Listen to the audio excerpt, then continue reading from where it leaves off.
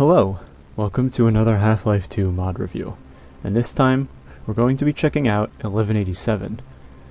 Released in 2010, 1187 aims to tell an often unexplored period of the Half-Life universe, that being the period of time after the Black Mesa incident but before the 7-Hour War. As such, you won't find any combined forces to fight against here. This mod has more in common with the first Half-Life than Half-Life 2 in that regard. Being a rather unexplored piece of the universe, the premise of this mod is interesting. Unfortunately, it falls short in its execution. 1187 does have good environments. They're atmospheric and cater to good environmental storytelling. The story is solid, if a bit unoriginal. I won't go into great detail, but it takes a lot from what Half-Life did with the military assault on Black Mesa. In this environment, it makes a little less sense, but the mod makes up for it by doing a decent job of showcasing the world in turmoil as portal storms ravage human civilization. Graphically, it looks pretty spiffy as well, especially all the new weapon models, of which there are quite a few. Gameplay is where this mod starts to encounter issues, namely poor balance. While the levels are well crafted, and I imagine they could provide a good backbone for solid gameplay, they are not without issues. For one, the mod is fairly dark. Not in terms of tone, I mean literally.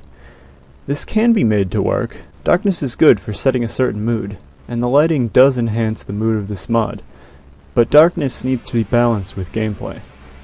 The lighting and texturing of many maps, coupled with the texturing of enemies in 1187, often makes picking out targets very hard.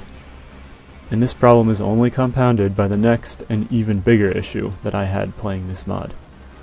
There are serious issues with enemy numbers, appearance frequency, health pools, and damage that hurt my enjoyment. The small arsenal you acquire over the course of the mod is poorly balanced as well. Some weapons do insane damage to the point where it can feel like some sort of exploit to use it.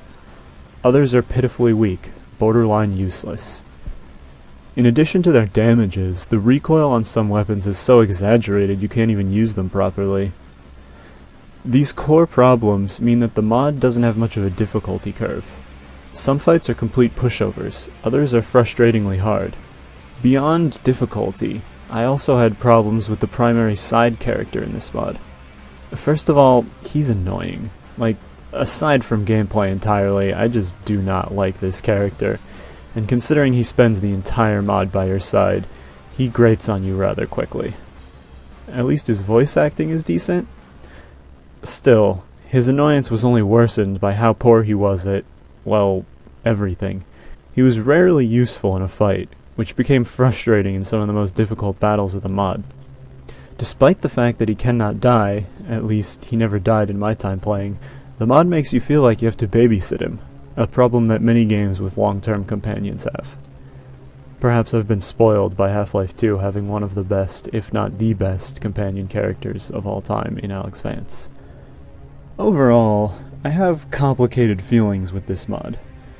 My love for the core concept and world building done here allow me to overlook some of the massive gameplay flaws. That may not be the same for everyone. However, with a rather high score of an 8.5 on ModDB, perhaps I'm in the minority when it comes to taking such strong issue with the things that this mod does do wrong. This could very well be the case, so don't let my personal gripes dissuade you from trying it yourself and formulating your own opinion.